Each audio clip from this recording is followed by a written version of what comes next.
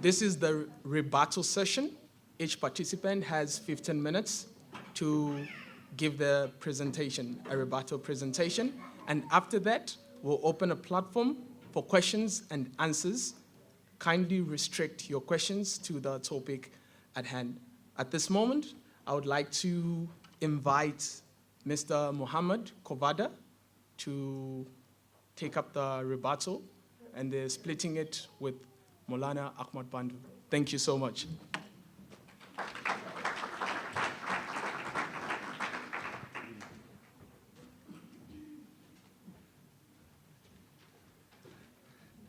Good evening, ladies and gentlemen, friends, Mr. Chairman, Rolf, Maulana Pandor, excellent job to both the speakers. I thought I'm going to slink into anonymity this evening. Nobody will recognize me, but unfortunately, Maulana mentioned my name 2 or 3 times earlier, so I'm going to just come forth. I think Maulana wanted me to primarily introduce this book, and I'm taking up a bit of his time, so I'm not going to mention too much, except to say that, first of all, once again, I must thank the organizers. I must thank the host here this evening. It really is a wonderful opportunity for us to have interfaith discussions and dialogues.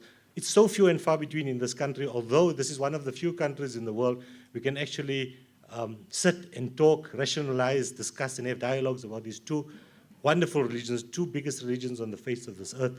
And God bless South Africa, truly, I believe so. God tells, Islam teaches us that when we remember God, He remembers us in the company of angels. So for us, it's a real blessing, and this is one of the very many blessings of God Almighty.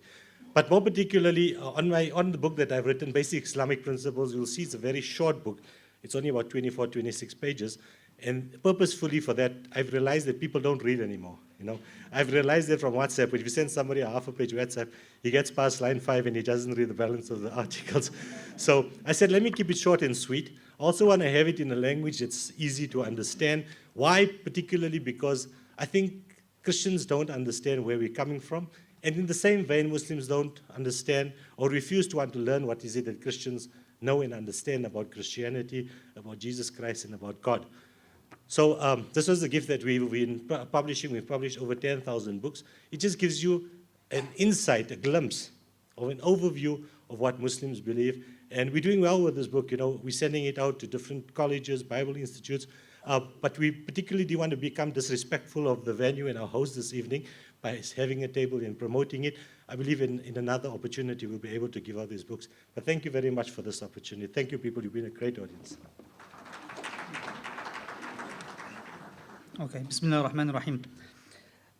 On Pastor Rudolf Boshoff's opening 25 minutes, there were a few things that we agreed with and many things we have not agreed with. We agreed on Jesus' miracles. Yes, he performed many miracles. We agree on some of his titles, that he's the Kalimatullah, he's the word of Allah, he's the Spirit of God. But the big difference, we do not believe that he is God himself, because the Quran clearly mentions, لَقَدْ كَفَرَ الَّذِينَ قَالُوا إِنَّ اللَّهَ هُوَ الْمَسِيحُ ابْنُ مَرْيَمَ. Along with all the beautiful titles of Jesus, the Quran beautifully and emphatically and clearly says that those who say the Son of Mary is God himself have uttered disbelief. As far as the prophecies of Isaiah regarding Jesus, and some of the prophecies of the Old Testament regarding Jesus, from our studies we find that yes, many of the prophecies of the Messiah are there, and many of them have not been fulfilled or are still dangling or do not fit Jesus. For example, if you go to Isaiah 42, it speaks of my servant, my elect, the whom that I have chosen. You will not make noise in the market, nor shall you break a weed or something like that. Now, if you have to analyze Jesus, okay. Remember this, Isaiah 42, for those in apologetics will know that they use this as a prophecy of Muhammad. Now, did Jesus make a noise in the market? When he went to the temple, did he turn the tables or not? Did he use a whip to drive out the false merchants? Yes. Yes, it's there. So now, according to a prophecy of Isaiah 42, if Jesus was that person mentioned and he won't make noise in the market, well, hello, doesn't fit. Same thing, Jesus would not break a weed or a tree. Well, in Bethany, he cursed the whole tree and destroyed it. So does it fit? Up to you to decide. Adam likened to Jesus, not deep enough. Well, Pastor mentioned that the Quran is not very deep about the words of Jesus. Well, I have to disagree with it, because as Muslims, we go one further as far as miracles regarding Jesus. We know his exact words, which he said when he was born, which is absent in the gospel. And there's another miracle of Jesus where Jesus is mentioned to have made clay. And from this clay, he made it into a shape of a bird. And he blew in this bird, and hence the bird had life in him by the permission of God. This is deep enough, because this incident, or this Quranic miracle about Jesus, is unique to the Quran and absent in the New Testament. So you can't say that the Quran doesn't speak of Jesus or doesn't have any major things with Jesus. Yes, the difference is simple. We do not make him divine, while Christians make him divine. Jesus is Son of God. Well, Jesus, the Son of God, is not unique as being the Son of God, as David is the Son of God, Moses is the Son of God. There are many, many examples of a holy person being Son of God. And when Jesus, to be uniquely as a Son of God, the implications as a Muslim or as a lay apologist has many, many difficult things to swallow. What happens if Jesus had a son? Would that son become the grandson of God? And I spoke to you, what in the instance in Mark, when Jesus called the healed girl daughter, does that make Yahweh get a granddaughter? No. So you can't just say, no, Jesus is the Son of God and negate logic. On one hand, you're going to use I am, where Jesus mentions I am, ambiguity. Remember, when Elias was in Mount Carmel, when he battled the people of Baal, he said, I am the only prophet of God. And I am, to use the I am statement, that when Jesus was asked, when the Jews asked him regarding the phrase I am, and he said I am, that resulted to blasphemy. Well, we just have to go back in apologetics and say where it came from. It came from John. In John, we have the 7 I ams. I am the vine, I am the light, I am the truth, I am. These 7 I ams are absent in the other 3 Gospels, but only in the Gospel of John. And who wrote John? According to Acts, John was illiterate, unschooled. And the Gospel of John was written 90 years after Jesus. So the whole I am issue, where Jesus gives an unambiguous word, and that's used as a claiming that he is God, that doesn't go down. And on one hand, you have Jesus saying clearly that he is not equal to the Father, and he worships the Father. Your choice. Decide what you wish. The sin nature of Jesus.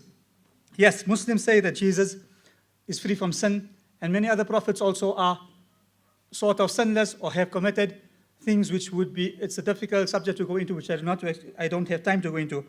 Well, hold on. John the Baptist, clear cut. He was blameless. He had no sin. So why is it that you're making Jesus unique to be sinless when the Bible itself says then John the Baptist was blameless? Pastor raised the issue that God to come in human form in the Old Testament. That's very, very, very debatable. No Jewish scholar would admit or accept that the Old Testament clearly, in unambiguous words, in clear-cut language, says that God becomes a human being. You might jump and say, wonderful counsel, the Son of the Almighty, his kingship given on his back. Or you might use that in the beginning was the Word was God, etc. But in the Old Testament, it is, in my studies, it is very, very, it's a bit of a far-stretched imagination to say that Jesus is mentioned to come in human form. If you go to the New Testament, obviously it would come in there because those are the canonized version of the Bible and the letters of Paul, which submerge Jesus into God. Now it becomes difficult for us to read also and to understand. Let me just go through what Paul writes. He says, for the head of every woman is a man. And for the head of every man is Christ. And for the head of Christ is God. Right. I got married. It was my anniversary, 23rd June. Myself and my wife, we went out for a meal. For the head of the woman is the man. My wife is a separate entity, I'm a separate entity. But when I talk, I said, we went for a meal. We got married. It was our anniversary. So is the wife and the man the same? No, they're separate entities. But as a unit or in speech, you could say, yes, one. Same, further, Jesus and God. For in every man is the Christ. So is man and Christ one entity, one unit? And further, Paul also goes further and says, for Jesus, the head is God. Are they one unity? Are they one? Are they united? Are they one entity? Or are they separate? Well, some time ago, this came up. I did ask the pastor when I spoke to the my Muslim students, and then repeat it for my Christian his students here as well. Okay, here's a scenario, the Trinity. God is God, Father is God, Jesus is God, Spirit is Son. Spirit is also God, right? All three are one. But according to what I understand from what the Christians have told me, that it is only God that can send the Son. And it is only God that can send the Spirit. And Jesus does not befit him, or it's not in his system to send the Father or to send the Spirit. But hold on, if they're one and the same, and exact, united, why is it that Jesus does not have the ability or does not befit his nature to send God the Father into earth? Remember, Pastor mentioned that when Jesus came on earth, he was exactly God. But God exact was not born. God exact was not born. And who was the means for God to be born, your God Jesus to be born? Was the Spirit. So was God a spirit to impregnate a woman? The Muslims don't look at it and say, no, kun fayakun. Jesus became. And God himself does not become a human being. And again, if God was a human being as a human being, we go to the incident of Bethany. Jesus did not know of figs on the tree. Concerning the last hour, Jesus did not know the last hour. Concerning the woman that was healed, Jesus did not know who was healed, and his power got zapped. So is that the exact God of heaven who came walking as a human being? No. Muslims say, and this is our view, not to insult you or to hurt you, we say God does not transform. He does not become a monkey. He does not become a human being. He does not become a snake. He is as he is in his own knowledge of himself, and nobody has seen him in this world. As the Quran says, لا تدركه الأبصار وهو يدرك الأبصار. No eye has the ability to grasp God in his grandeur. And no one can see him. Bible mentions the same thing. No one has seen God, nor heard him. But Christian view, God became a man. Muslim view, God does not change his form. Jesus worthy of getting crucified. That's the major difference. Muslims say, Mubarakan aynama kunt. Jesus was blessed wherever he has been. It is not befitting of Jesus to become accursed. And whom was hanged upon the cross was accursed.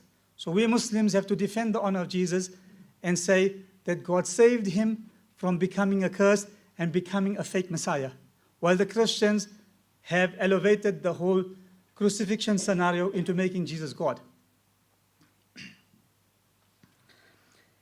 Pastor mentioned a thing, I do not, no way wish to insult him or to rebuke him.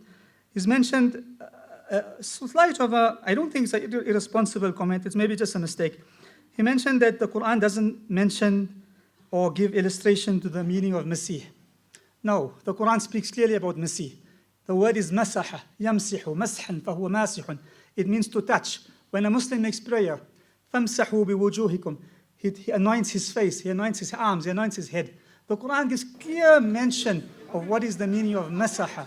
And the word masaha is exactly the same of Masih, to be anointed. So this is just a slight note that I've written down, that the Quran explicitly, in meaning, means and explains the meaning Masih, to be anointed. And the Quran does not categorize a Messiah or a Masih to be God. No. Jesus being in the right-hand side of God. Okay, I've done this, I spoke about this some time ago. If you say, I'm on the right-hand side of pastor, can I be pastor? No. Your neighbor, if he's on the right and the left of you, can you be in unison? Can you be one? No. Same. Jesus in heaven is on the right-hand side of God. We don't have a problem with that. If he's close to God, fine. But can an entity which is different be exactly the same, where there's difference mentioned that he is on a right-hand side of a person. No. Well, the Trinitarians would say it is one and the same. My question and my challenge, how can it be the same when Father can send the Son, but the Son can't send the Father, but you're telling me both are the same? And you're telling me Jesus is the Son, and when it comes to Jesus calling somebody daughter, you do not accept that she is the real daughter of Jesus? Because the moment you accept she's the daughter of Jesus, you have made blasphemy to say that God Almighty has taken a granddaughter. As the Quran says, وَقَالُوا اتَّخَذَ الرَّحْمَنُ وَلَدًا. Some people have mentioned and claimed that the Almighty or the Merciful have taken a son. This is a grave statement that the mountains would be shaken and the earth would be shaken to ascribe a partner or son to God. And in the same token, the Quran also mentions, قُلْ إِنْ كَانَ لِلرَّحْمَنِ وَلَدٌ فَأَنَا أَوَّلُ الْعَابِدِينَ. That if God Almighty had to take a son, I, Muhammad, would be the first to worship that son. So it's not that, you see some people, especially the nutty apologists, or they think, no, Islam came about to destroy Christianity. No, it's not like that. Islam did not come to destroy the Christianity. No. It came with its own laws, its own theories. We have not come to destroy the Messiah. We've came to promote harmony, peace, and to exchange our views, exchange our opinions. Whoever wants to accept, fine. Whoever does not want to accept, fine. I thank you for your time.